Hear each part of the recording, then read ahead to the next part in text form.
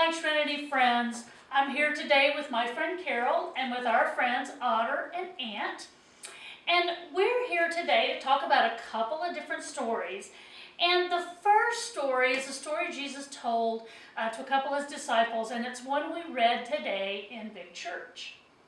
And so here's the story. Jesus and his disciples were in the city of Jerusalem. They were getting ready for the Passover, a very important time for the Jewish people. It was a time when they remembered how God had helped the Jewish people get out of Egypt. And you remember we talked about that last summer. And in the same way that we celebrate Christmas because Jesus was born, the Jewish people celebrate Passover to remember something very important in their history, which is how God helped them get out of slavery in Egypt. And we talked about it all summer. So they were in Jerusalem for this special holiday called Passover.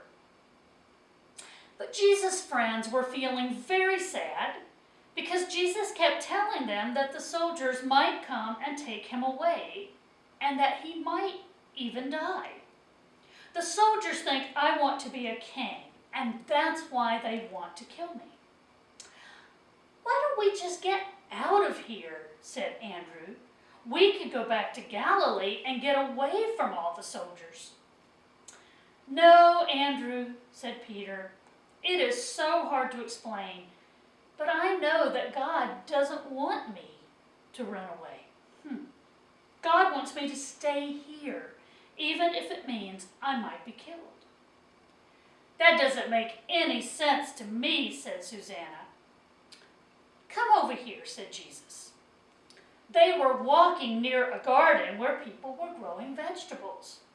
Do you see these plants? Jesus asked. They're only tiny plants now, but do you know what will happen as they grow? Those are peas, said Andrew. When the plants get bigger, there will be lots of peas on these plants for people to eat. Then Jesus dug around the bottom of the plant. He pushed the soil aside so that Andrew and Susanna could see the roots of the plant. Oh, look, said Susanna, you can see the pea they put into the ground. It's attached to the roots, but it looks kind of old and moldy. That pea is dead, said Jesus. The person who planted this garden put that pea into the ground, but it didn't just lie there under the ground. It sent out little roots down into the ground and a little plant up from the top of the ground. Then the plant got bigger and bigger.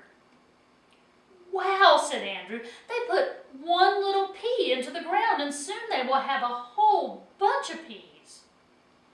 And that's the way it is with other vegetables, laughed Susanna. A tiny seed makes a whole lot of good food. Right, said Jesus. But notice, Andrew, that the pea that started this plant is dead. It had to die so there could be more peas. And now I know why you showed us this plant, Susanna said. She wasn't laughing anymore. You were saying you might have to die so something even bigger can live.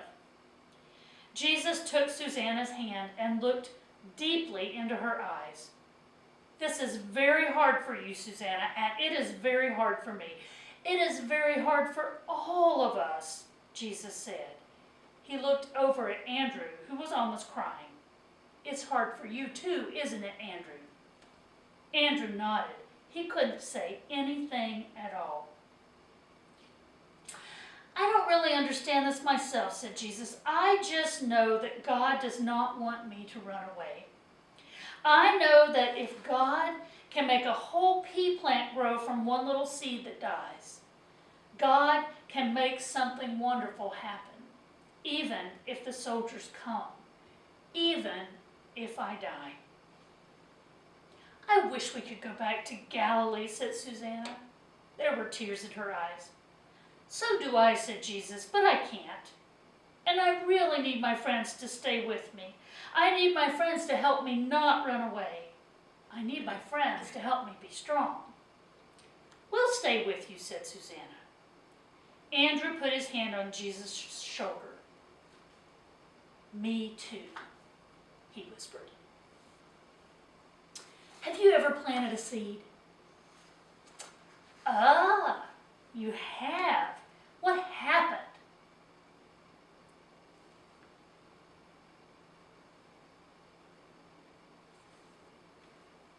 Wow, yeah.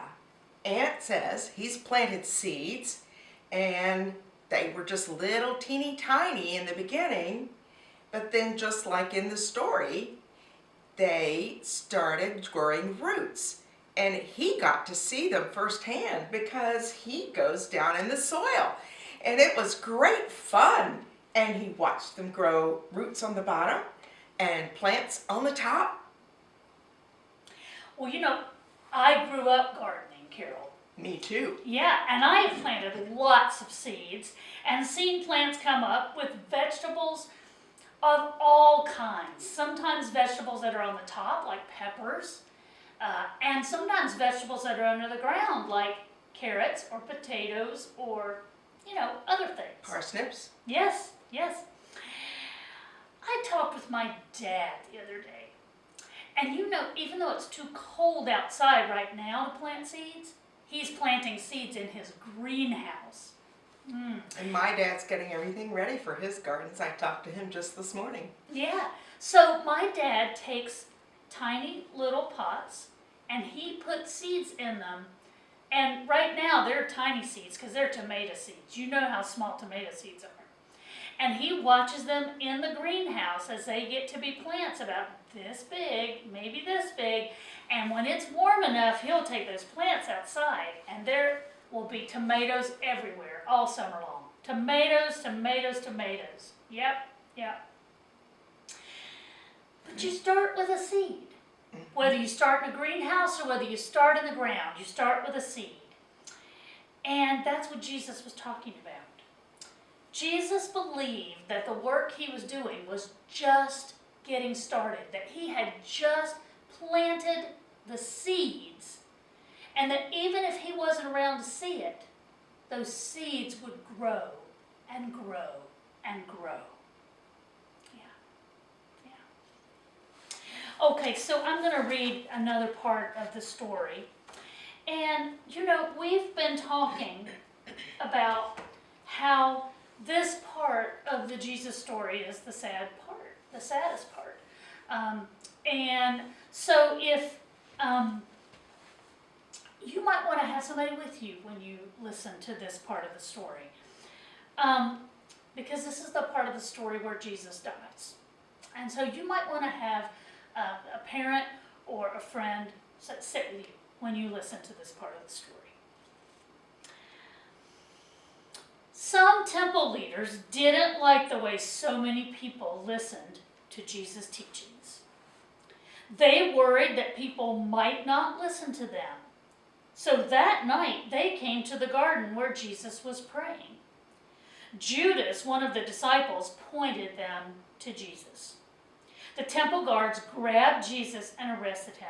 They took him to the temple leaders. If you are the one God has sent, tell us, the temple leaders said. If I answer, you won't believe me, said Jesus. Are you God's son, they asked. You say that I am, answered Jesus. They took Jesus to Pilate, who was the Roman leader in Jerusalem. Are you the king of the Jews? Pilate asked. If you say I am, Jesus answered. Pilate knew that the Roman king didn't want another king in the land. Pilate didn't think Jesus had done anything wrong, but some of the temple leaders said he had. Pilate decided to let the people decide if Jesus should die. So Pilate had Jesus and another man named Barabbas brought before a crowd of people. Which one should I set free? Pilate asked. Some people shouted, Barabbas! Let Barabbas go free. if that's what you want," said Pilate. "I'm with you, Otter. Pilate knew Jesus hadn't done anything wrong. He just gave in to that crowd, didn't he? He just listened to what they said and didn't think about his own sense of what was right and wrong." Yeah. The soldiers led Jesus to the top of a hill and placed him on a cross to die. A crowd followed, but only a few women who followed Jesus stood close by. About noon, the sky became very dark. It was the middle of the day, Otter. Middle of the day, Aunt. And yet the sky turned dark like a night without stars. Then Jesus died. His disciples and followers were sad. How could they live without Jesus? Remember how I told you this was a sad story we would be talking about? Well, this is the saddest part of the story. His friends were very sad, and we are sad when we read this story. But we know that God was with Jesus all the way, and that God is with us when sad things happen to us. God is like a shepherd, is what the Bible tells us. God watches over us like a shepherd watches over sheep. And that means, a shepherd stays out in that field in the daytime and in the nighttime watching. A shepherd makes sure that the sheep don't fall into the river, or that they have enough to eat, right? And so that's what the Bible tells us, is that God watches over us in good times and in sad times like a shepherd. And I like that thought. It gives me a lot of comfort when I read that sad story and I think about sad things that I know about, to know that God is like a shepherd. Yeah, how about you? Does that make you feel a little bit better? How about you, Aunt? A little bit better? A little bit. Aunt says that what makes him feel better is when his mommy or his family are all around and somebody gives him a big hug and says, "I love you." Oh, that's nice. That's very nice. Yeah.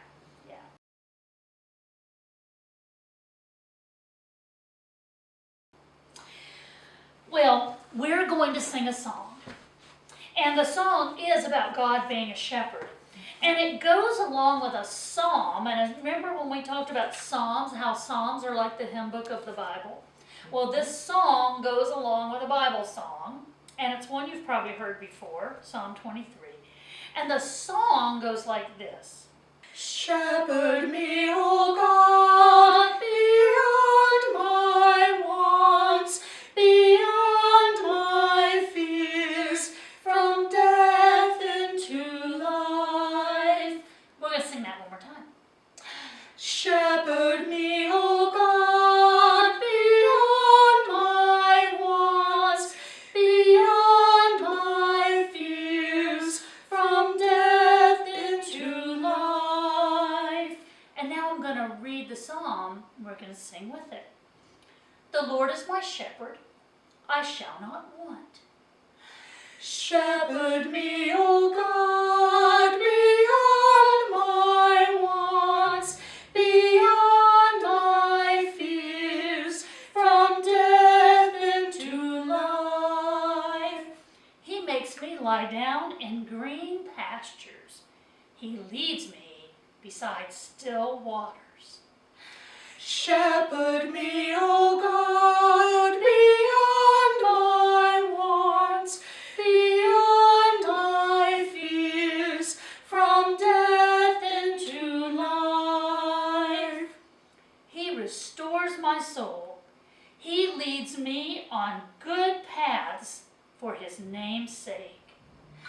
Shepherd me, O God, beyond my wants, beyond my fears, from death into life. Even though I walk walk through the valley of the shadow of death, I fear no evil, for you are with me. You comfort me, O God. Shepherd me, O God, beyond my wants, beyond my fears, from death into life. Thank you so much for being with us today. I want to say two things. One is that this week you're going to get 3 coloring sheets again, 12, 13, and 14. And we need you to send in your artwork. We want to put your pictures on display for the Friday and Saturday of Holy Week for the walk through the Stations of the Cross. So if you haven't scanned anything and sent it into the church office or brought it by and left it in the church office, go ahead and do that so we can use your art. So when you come here on Friday or Saturday of Holy Week, you'll be able to see your art and some art that other people have done. Okay? All right. It is so good to see you. Thank you for being with us.